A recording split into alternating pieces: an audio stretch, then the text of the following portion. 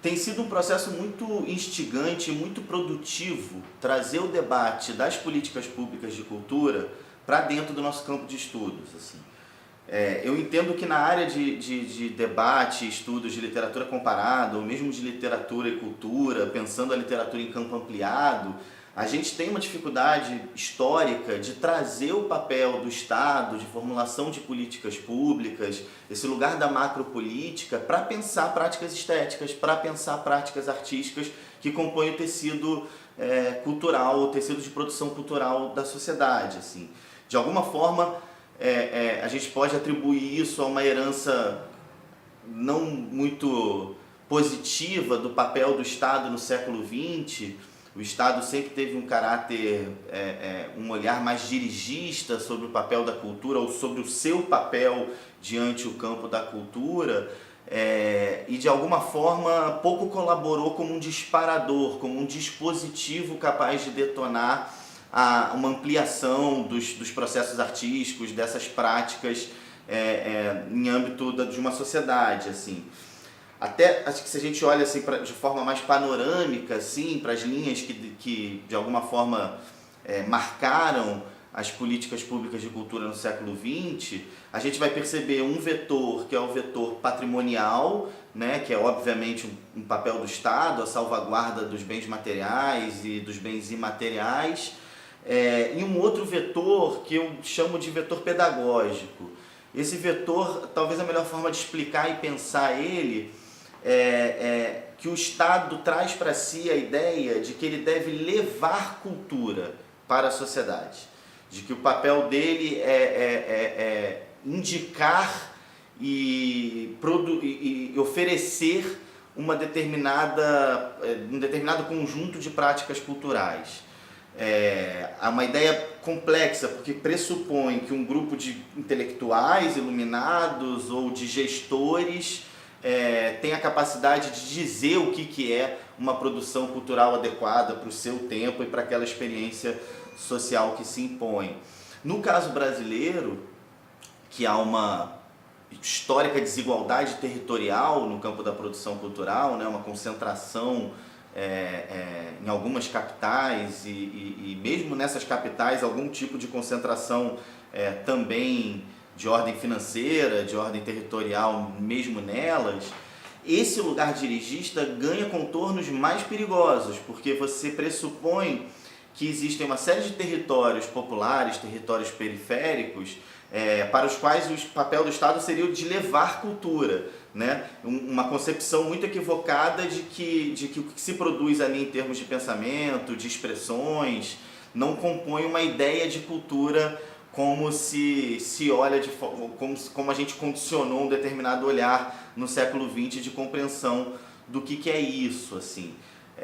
E a mudança paradigmática que a gente entende, digo a gente porque é uma série de pesquisadores que olham as políticas públicas de cultura a partir, inclusive, de perspectivas disciplinares distintas, é que em 2003 a gestão do Gil coloca um corte que é paradigmático. Ele muda essa ideia de que o papel do Estado é o de levar cultura e compreende que o papel do Estado é criar condições, oferecer estrutura para que as diversas culturas que compõem a sociedade, para que todos os territórios que compõem esse país de dimensões continentais como o Brasil, possam ter condições de fazer emergir ali narrativas, discursos, olhares sobre o Brasil, e tenham condições de que essas narrativas possam também circular em ambiente mais amplo. Assim. O discurso do Gil, de posse do Gilberto Gil, quando ele é indicado para o Ministério, hoje já é visto como uma espécie de ensaio assim, sobre as perspectivas das políticas públicas de cultura. E é muito flagrante, assim, o Gil coloca com muita força no discurso essa ideia de que o papel do Estado não é o de produzir e levar cultura, mas de criar essas condições. Né? Ele usa um conceito que na época foi muito ridicularizado, que era que o desejo de fazer um do-in antropológico que ativasse vários territórios que estariam adormecidos em termos do seu potencial de produção cultural. esse corte paradigmático, ele vai ter como consequência direta a inclusão de novos sujeitos, novas vozes, novos corpos, que obviamente vão fazer emergir novas narrativas e novos produtos, novas práticas estéticas, novas expressões de cultura. Assim. O exemplo, eu acho que tem um exemplo aí que ele ajuda muito a gente a iluminar a questão, assim, que é uma questão sobre as narrativas relacionadas aos territórios populares e periféricos brasileiros a partir do final dos anos 90 e virada dos anos 2000. E acho que o campo do audiovisual e do cinema acaba sendo um espaço muito potente para a gente observar isso. Assim. Se a gente olha para um conjunto de filmes que ganhou muito protagonismo naquele período e que se desdobrou também muita produção crítica e reflexão crítica sobre eles, a gente pode constituir um corte interessante, assim, que eu acho que as políticas públicas aí são decisivas para a gente compreendê-los. Assim. Aí eu estou pensando no Cidade de Deus, pensando no Central do Brasil um pouco antes, pensando posteriormente no sucesso de Tropa de Elite, ou em filmes também que de alguma forma tentaram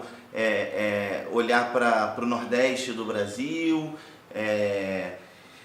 E quando a gente olha a forma como esses filmes pensavam esses territórios populares e periféricos, a gente vê nitidamente uma perspectiva altamente hierárquica, né? Uma perspectiva de quem vê de fora o que se vive naqueles territórios e acaba produzindo narrativas que reificam uma série de estereótipos e clichês sobre esses espaços e acabam não dando conta de toda a heterogeneidade de pensamento, de olhar sobre o mundo, de desejo, de sujeitos que compõem ele. Isso, de alguma forma, é uma característica que o pensamento crítico brasileiro também, ao longo do século XX, tem muita responsabilidade, porque coloca essa ideia de povo, coloca essa ideia de periferia como uma ideia homogênea, né? E pensando sempre eles como territórios de carência, né? E não territórios de potência. E aí é nesse sentido que eu estou conectando isso às políticas públicas e a essa inversão que eu apontei como um corte paradigmático operado pela gestão do Gil. Assim. Você não está mais falando em levar cultura, mas você está falando em ouvir essas muitas vozes, essas muitas culturas que existem nesses espaços. O Central do Brasil acho que é muito didático nesse sentido, né? Você vê que o personagem do menino, o infante, o sem voz, né? Ele precisa, para constituir algum nível de subjetividade, de olhar sobre o mundo, ser pego pela mão. E ele não está sendo pego por qualquer mão, né? Está sendo pego pela mão de uma que talvez seja o maior nome da dramaturgia brasileira. Assim. Então tem um aspecto ali simbólico muito claro assim, dessa ideia de carência, dessa ideia de necessidade de pegar pela mão, que é um pouco essa perspectiva pedagógica da cultura, assim, não compreendendo o quanto que aquele infante, o quanto que aquele garoto pode trazer de uma perspectiva muito mais potente para a gente olhar o Brasil. O Cidade de Deus, que tem muitas reflexões interessantíssimas sobre ele, inclusive no nosso campo, a gente vê o mesmo tipo de reificação de algum clichê, estereótipo, pensando que aquele território necessariamente é um território que está o tempo inteiro balizado por uma noção de violência, de criminalidade, da presença do tráfico de drogas. E que o jovem que não se enquadra naquilo está o tempo inteiro pensando uma porta de saída. Né? E essa porta de saída, no caso do filme A Máquina Fotográfica, né, uma forma dele se inserir, né, no mundo da ordem, né, e sair daquele lugar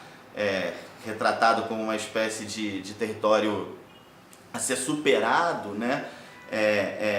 é uma das evidências muito claras disso no filme, mas uma das cenas que eu acho que talvez mostre mais esse lugar de uma certa perversidade no olhar sobre esses sujeitos, sobre esses territórios, é quando no momento que o menino está correndo risco de vida, né, podendo ser assassinado por aquele grupo de criminosos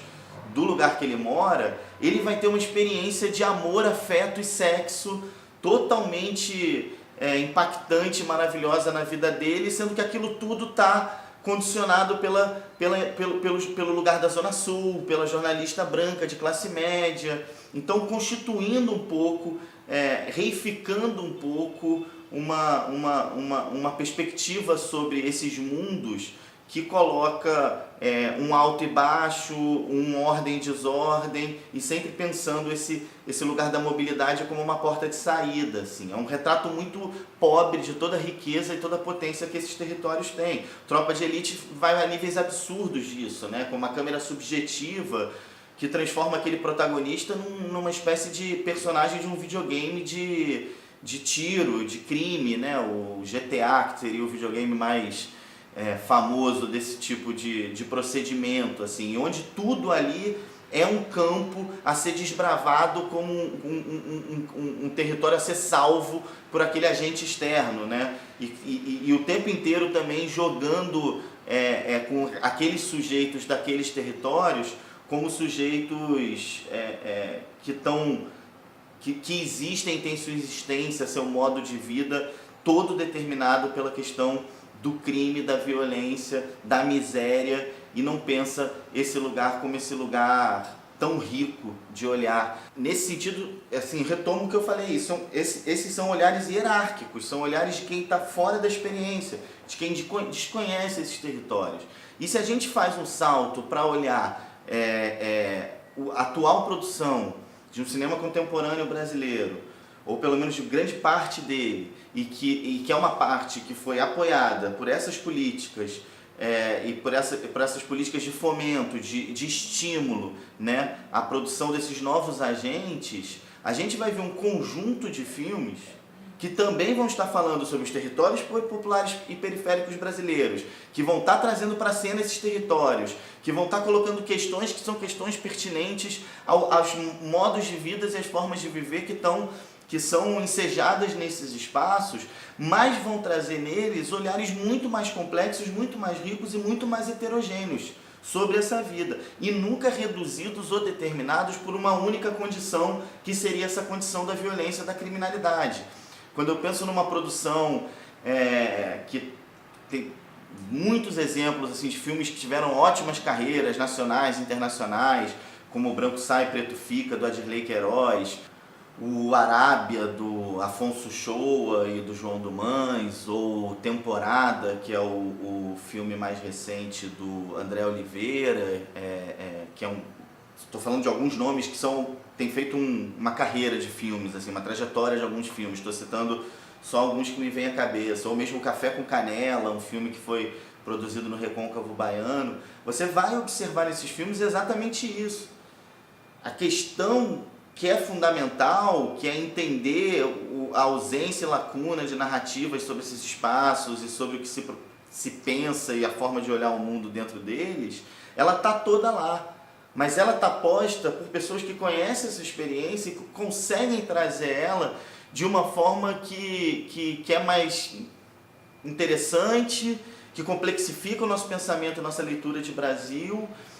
e que também traz, evidentemente, com esse novo olhar, novas percepções estéticas. Esses filmes que eu estou elencando, eu podia dizer muitos outros, eles estão em territórios que historicamente não foram produzidos. Produtos audiovisuais brasileiros. Ceilândia, que é onde está radicado o Adirley Queiroz, diretor do Branco Sai, Preto Fica, onde se passa o filme, não está no cenário do cinema brasileiro. Contagem, uma cidade de Minas Gerais, que é a mesma, tanto do André Oliveira quanto do Afonso Shoa e da produtora dele, cada um tem uma produtora nessa mesma cidade. A gente nunca pensou Contagem como um polo criativo do audiovisual brasileiro. O Recôncavo Baiano, como eu falei, do Café com Canela, e inúmeras outras experiências que têm sido constituídas Brasil afora e que evidentemente não poderiam deixar de transformar os nossos lugares de crítico, de pesquisador e a nossa forma de olhar o que é produzido na arte brasileira contemporânea. Então você tem aí uma equação muito fácil de montar, assim. As políticas públicas, foi necessário que o Estado, foi necessário que as políticas públicas fossem implementadas para que agentes que carregam olhares dissonantes, vozes dissonantes, perspectivas distintas, pudessem ser incluídos e enriquecer essa produção cinematográfica, essa produção audiovisual brasileira. Então, retomando um pouco o que eu estou querendo montar aqui, as políticas públicas, elas colaboram demais para o nosso debate acadêmico, para o nosso debate crítico, nesse sentido de que complexificam ele e trazem elementos novos para a gente pensar o Brasil, para a gente olhar para o Brasil.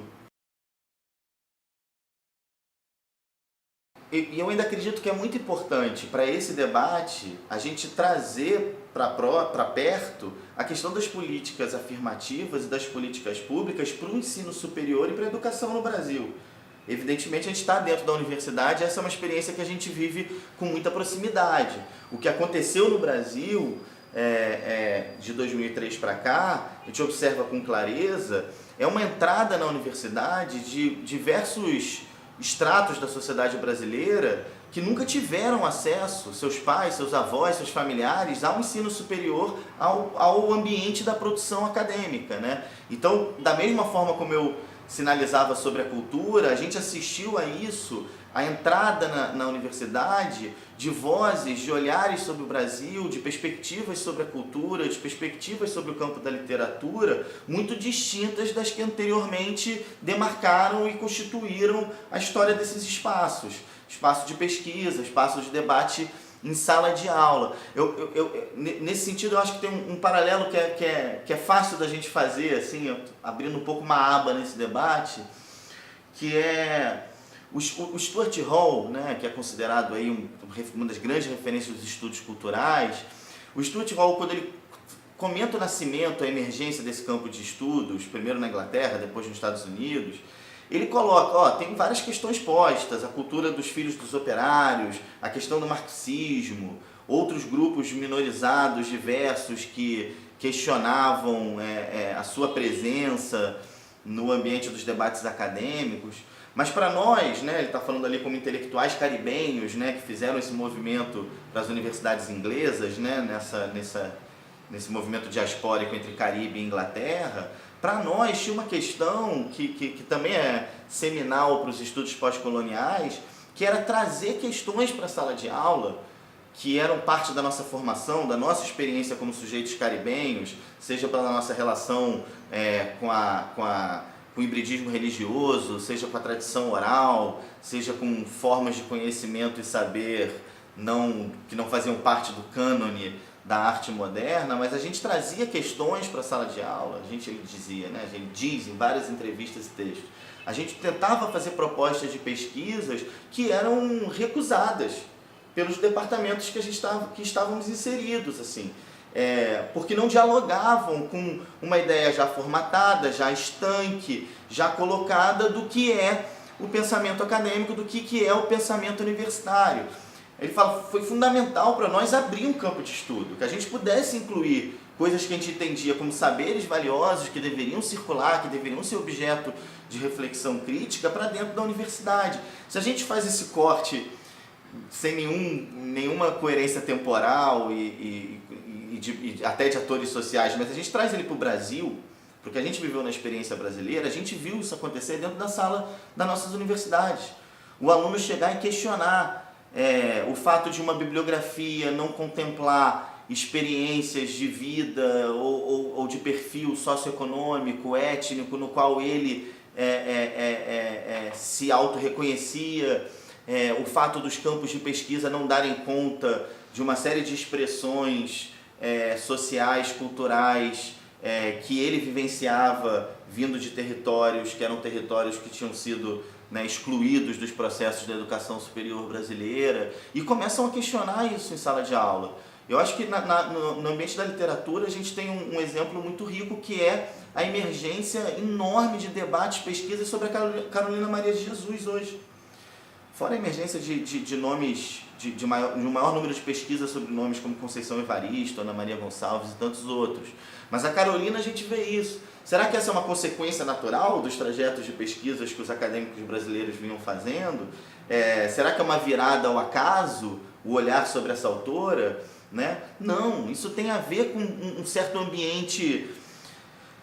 de termômetro mais alto, mas mais vitalizado, que começa a questionar um pouco esse caráter também muito formatado, muito estanque do que é o ensino de cultura e literatura no Brasil. E começa essa procura. Hoje a gente vê um conjunto muito amplo de professores que ao montar a sua bibliografia, ao montar uma cartografia das discussões que vão fazer parte do seu curso, entendem a necessidade, e é uma necessidade produtiva, potente, que traz um campo de reflexão mais rico, entendem a necessidade urgente, criar dentro das universidades um conjunto de debates que tenha mais diversidade, mais pluralidade e espelhe melhor o que é de fato o tecido social brasileiro. Eu acho que na área de letras tem um texto que circulou bastante, que a gente em geral conhece na área, que é o texto do João César Castro Rocha, professor da UERJ, que é o Dialética da Marginalidade, que de alguma forma já aponta a necessidade da gente entender e perceber essas transformações que se operaram também no campo do conhecimento no Brasil a partir da entrada desses novos sujeitos, como sujeitos discursivos, críticos, produtores de narrativas, tanto no ambiente ficcional da cultura ou no ambiente crítico da universidade, e como isso impacta diretamente numa nova forma nossa de olhar, inclusive, para o Brasil, assim. E nesse texto o João César vai falar muito de um desejo de superar uma noção que tem como centro a dialética da malandragem do Cândido, do Antônio Cândido, né, e que vai falar muito sobre o Brasil como esse espaço de negociação, de conciliação, de trânsito entre classes, entre mundo de ordem, desordem, tudo isso que a gente conhece muito bem na nossa área, e vai fazer uma sugestão que eu acompanho de forma muito próxima à reflexão do João, que é pensar que esse país é um país que se dá muito pela chave, pela clave do conflito, e que o conflito precisa ganhar um certo protagonismo no nosso debate. Isso é fundamental. Com isso a gente desmonta alguma coisa que está no pensamento social brasileiro e que tem muito desdobramento na nossa forma, na nossa crítica e no nosso pensamento sobre cultura, que é uma compreensão do dito projeto utópico brasileiro. De que o Brasil, de fato, isso acreditou-se muito nisso no século XX, seria uma espécie de laboratório do multiculturalismo para o mundo, né? Um lugar que poderia dar uma lição ao mundo de convivência harmoniosa, de conciliação entre diferenças, entre alteridade, né? Muitos usaram frases de pensadores do cânone ocidental sobre isso, né? O Walt Whitman falando, se em algum lugar do mundo a justiça e a liberdade podem aflorar juntas, provavelmente na América do Sul, localizado próximo ou no Brasil, ou a ideia, se existe algum homem feliz, esse homem mora no Brasil, vive no Brasil, frases que dizem muito pouco sobre a nossa realidade e que ajudaram a criar essa noção desse Brasil, desse projeto utópico, desse ambiente favorável à convivência harmoniosa. Mentira, né? A gente entende quanto esse país é fundado na chave do conflito e quanto esse discurso acabou funcionando de uma forma perversa na manutenção de certas desigualdades e na nossa incapacidade de superar determinadas mazelas que fazem parte da nossa sociedade. É interessante trazer isso para o campo da cultura e rever algumas coisas. Eu acho, por exemplo, algo que passa sempre assim como um ponto super relevante para mim de olhar sobre o Brasil, sobre a modernidade brasileira,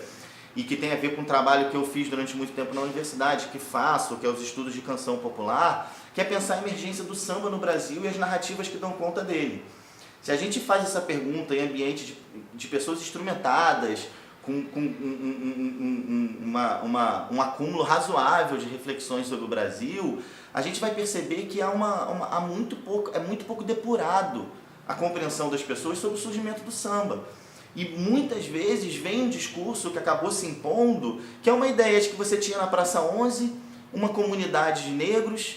dentro provavelmente da casa da tia Seata, batucando, fazendo lá uma expressão cultural muito bonita, mas muito a partir do seu corpo, da sua intuição, e que num determinado trânsito de intelectuais para aquela região, aí se cita o poeta francês Blaise Cendrars, fala-se do Manuel Bandeira, fala-se de outros personagens do modernismo, aquilo teria quase como uma geração espontânea acontecido e criado o que é o bem simbólico mais protagonista de uma ideia de identidade brasileira no século XX, né? O samba foi adotado por muita gente por isso, e até por um senso comum de um olhar de fora do Brasil para dentro, mas mesmo no nosso olhar interno, e a gente desconhece elementos que formaram aquilo ali. Eu gosto muito de citar uma entrevista do Donga para a gente pensar, por exemplo, o surgimento do samba a partir da narrativa do próprio agente, né? E de alguma forma encontrar aqui,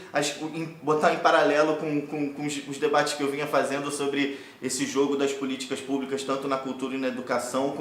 como políticas que possibilitaram a emergência de vozes, né? E de narrativas novas, né? E numa entrevista do Donga para o Museu da Imagem e do Som em 1966, ele fala, quando ele vai falar sobre pela gravação de pelo telefone, ele diz, a gente tentou em 1914 e não conseguiu. A gente tentou em 1915 e não conseguiu. No início de 1916, eu, João da Baiana, Hilário Jovino, mais alguns ali, parceiros ali desse ambiente musical da Praça 11, nos reunimos para tentar pensar o que deveríamos fazer para colocar uma música na Odeon.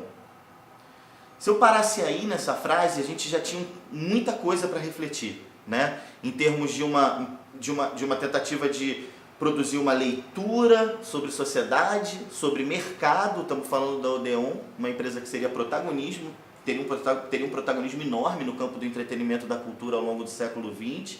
E estamos falando sobre uma sequência de anos de uma tentativa de se inserir num determinado campo, sistema de cultura, né? Já tem muita coisa aí, mas ele continua, né? Falando quais foram os elementos, quais foram as decisões tiradas dessa reunião, assim. Então, precisamos diminuir o número de autores, porque eles fizeram a música a partir de várias colaborações dentro da dinâmica do Partido Alto, pegando os refrões que eles achavam as quadraturas que eles achavam mais fortes, refrão, lá parte A, parte B, e com isso ficava um conjunto muito grande de autores, mais ou menos parecido com o que é hoje enredo de escola de samba. Então precisamos diminuir o número de autores, vamos deixar o Donga, vamos trazer um jornalista de classe média branca, trouxeram o Mauro de Almeida, da Sociedade dos Democratas. Agora, vamos registrar na Biblioteca Nacional, então entra em jogo uma questão de processo de autoria nisso. Vamos trazer como temas a crônica da cidade, questões de costumes, repressão policial, um diálogo com o nosso dia a dia, com o nosso cotidiano. Vamos colocar tecnologia na letra de música. É incrível, é impressionante, porque anos depois, quando o Oswald nos seus manifestos modernistas coloca a questão da tecnologia,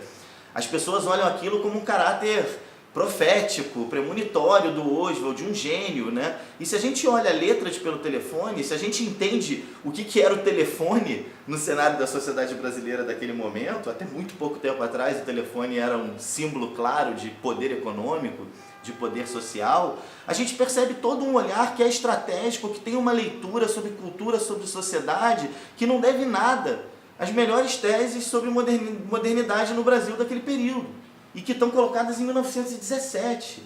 Se a gente recua um pouco nisso, a gente vai ver que o Donga é filho da tia Prisciliana, né, que é uma tia tão importante quanto a tia Seata nessa dinâmica social da Praça 11, e que a tia Prisciliana era filha de uma das principais lideranças da revolta dos malês, maior revolta popular e negra do Brasil em fins do século XIX, na Bahia, né? E que são feitas por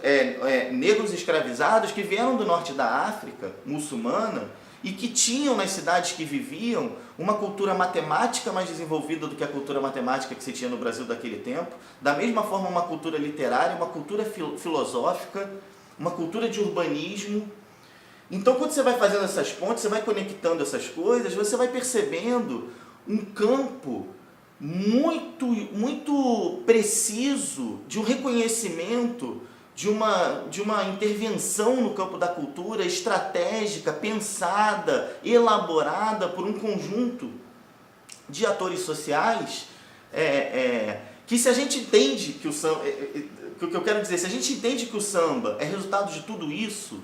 a gente já modifica um pouco a nossa percepção sobre essa ideia de um país conciliatório. É claro que teve mediação cultural nisso, é claro que são os inúmeros exemplos importantíssimos de mediação cultural que foram operados nesse sentido, da amizade do João da Baiana com o senador Pinheiro Machado, a presença dos nomes modernistas que eu disse aqui. É claro que tudo isso colabora, mas o que acaba acontecendo no nosso pensamento crítico é atribuir muito mais peso e valor para esses aspectos de mediação cultural que favorecem um discurso sobre conciliação do que entender de forma mais elaborada, complexa, mais aguda, toda a importância da inteligência popular, da inteligência dos agentes e dos atores que não estavam inseridos nos sistemas de poder que se reproduziam em sistemas de poder cultural no Brasil ao longo de todo o século XX. Poderia dar muitos exemplos. A viagem do Pixinguinha com os 8 batutas para a França, os quase 6 meses que eles passam na Montmartre Negra, a mesma Montmartre dos grandes pintores do cânone moderno, como Picasso, a mesma Montmartre de Gertrude Stein, de Hemingway, dos jazzistas norte-americanos, e pensar que brasileiros estavam lá num diálogo cultural com eles, super interessante, que traz muita coisa de volta para o Brasil, em termos de estética, de pensamento sobre cultura, de forma de pensar performance cultural na música, né? O quanto a gente não olha para essa viagem que acontece um ano antes da Semana de Arte Moderna e pensa no caráter dela fundamental para pensar o modernismo brasileiro, né? O modernismo que acontecia na música popular, no Rio de Janeiro, né? Essa viagem, quando o barco, o navio que vai levar os 8 batutas para a Europa para em Pernambuco durante 3 dias, você tem 3 dias de matérias de jornal no Diário de Pernambuco, com articulistas pedindo que a polícia entre no navio e arranque à força aqueles cidadãos de segunda classe, porque o Brasil não pode passar vergonha de tê-los representando a nossa cultura no centro do mundo, que é Paris, né? Então, poderia dar muitos outros exemplos nesse sentido. O que eu quero trazer, né? A partir dessa chave do João e a partir desse cenário que eu mobilizei de entradas de novas vozes, novos corpos, novos sujeitos no ambiente do debate brasileiro, seja o crítico acadêmico que reflete sobre a cultura, seja no próprio ato de produzir cultura, né? Você tem uma mudança de olhar, de interpretação, de pensar esse país, de pensar as dinâmicas culturais desse país. E essa colaboração, eu trouxe alguns exemplos aqui de revisão crítica, mas também de